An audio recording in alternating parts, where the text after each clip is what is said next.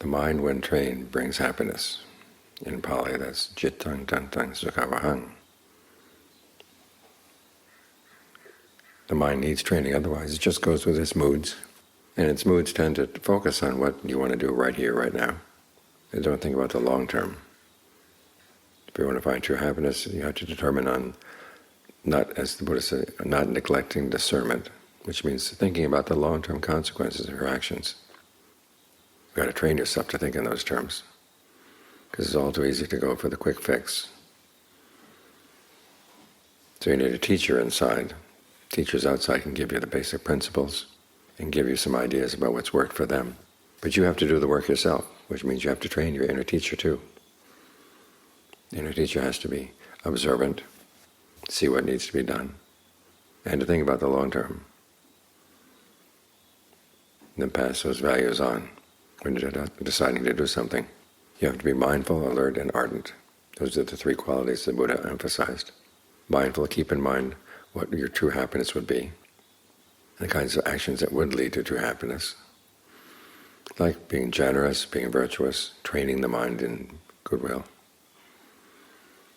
And then you're alert to see if you're actually doing those things, if you're actually applying those principles to your actions right here, right now. And then being ardent is wanting to do this well.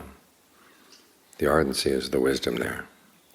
You can know lots of things, and you can be aware of what you're doing. But if you don't really want to do things well, it's not very wise. Whatever knowledge you have doesn't have much use. The wisdom lies in taking what you know and putting it to the best use possible. That's to find a true happiness inside. Happiness that doesn't cause any harm to anybody, not harm to yourself, not harm to others. You're responsible in your happiness. A lot of people are very irresponsible. They just go for what they want. And they don't really care about how it affects other people. But if you want your happiness to last, you realize it can't harm other people, because if it harms others, they're not going to be happy to see you happy.